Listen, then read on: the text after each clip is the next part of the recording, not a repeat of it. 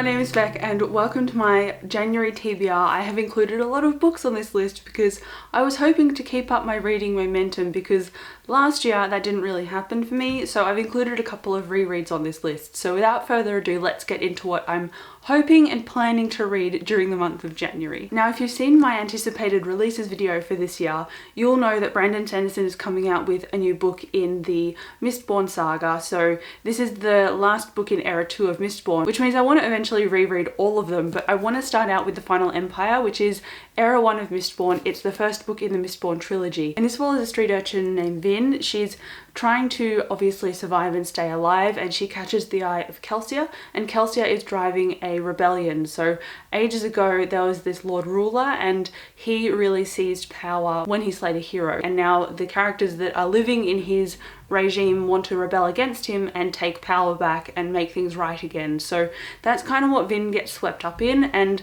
the magic system in this revolves around metal and manipulating stuff, and just the way that it's described is really visual and really easy to understand, and I really enjoyed this trilogy. Obviously Sanderson's one of my favourite authors, but if you're wanting to try Sanderson, this is the perfect place to start. It's something that I've not reread, and now that I know all of the story, it'll be really cool to go back and revisit. So I do want to read Mistborn, the first book, but I do have the other two books here as well. So if I get through the first book, I'd ideally want to continue on, because one of my goals this year is to continue series that I've started, because last year I started Assassin's Apprentice, my reread of Robin Hobb, and then I only read one book. I didn't continue, and I started a couple of different series as well, and I didn't continue those either. So I really don't want to just start series and then like let the rest of them go. I want to start things and be consistent. So that is why the entire trilogy of Mistborn is potentially on my January TBR. And then speaking of stuff that I want to continue is the next book in the Witcher series. I have a spoiler-free review of the first book, or technically the third book, but it's the first novel, not a series of novellas. Anyhow, this is the second book. It follows Geralt the Witcher. He is a guy who used to be human, now he's a witcher. He's kind of been spliced with magic, and it follows a princess named Ciri, and there's a whole bunch of politics and magic learning and sorcery involved. I really enjoyed The Blood of Elves, which is the book before this, and so I'm really hyped to continue the series. I was iffy about it because I wasn't sure if I'd like The Blood of Elves because I didn't love the short story collections. I just enjoyed them. I didn't like have a fire in me or anything, but when I read The Blood of Elves, I actually found that I really enjoyed the storytelling. I enjoyed that there were different kind of magical races in there with elves and dwarves and stuff, and it's just going back to the roots of fantasy, but it also feels quite contemporary. So I'm really looking forward to continuing this series, and hopefully after I finish this book I'll really enjoy it, and then I'll buy and continue the rest of the series as well. But ultimately that is again one of my goals, that I want to just continue stuff and keep consistent. And then a series that generally gets continued every January so far is by Seanan McGuire, and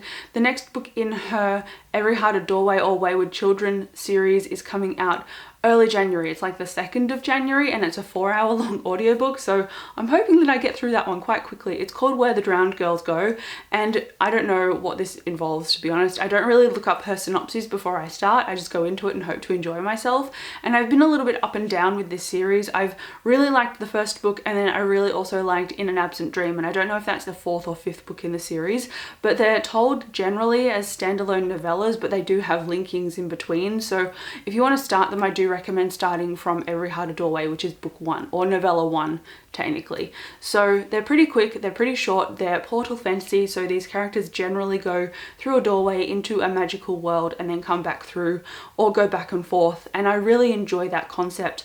I really like the way that Seanan McGuire delivers these stories, and so I'm really hoping that I end up liking Where the Drowned Girls Go, because I really want to continue this series, but if I don't love it then I'm probably not going to continue the series. So ultimately I just really hope that it's something that I enjoy. And now we have another book that I thought I would be reading in 2021, but I just didn't quite get there. I've really been up and down with listening to audiobooks, and I have this book physically and on audio, and it's the 100,000 Kingdoms, which I always get wrong, and I know it's a fantasy. It involves gods and mortals, power and love, death and revenge, and then she will inherit them all. So it sounds like it's going to be full on, but hopefully quite enjoyable.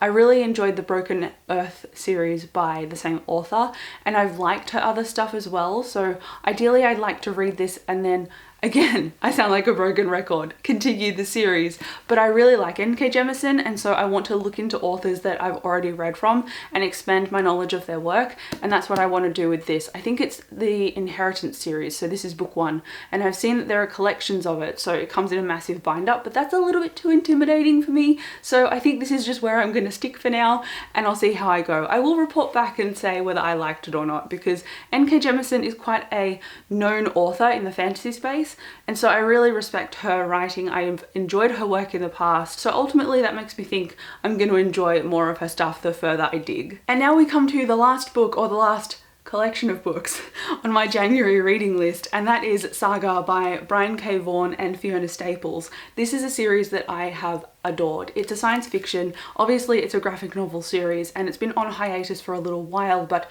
again, if you saw in my anticipated releases, this is going to be potentially continued in 2022, and so I want to reread all of these, rehash all of my knowledge, because I do remember stuff, but I like knowing all individual characters' names, and there will probably be references to stuff that I may miss if I haven't been as up to date as rereading them recently, so that's what I want to do, and because they're graphic novels, I think I'll get through them very quickly.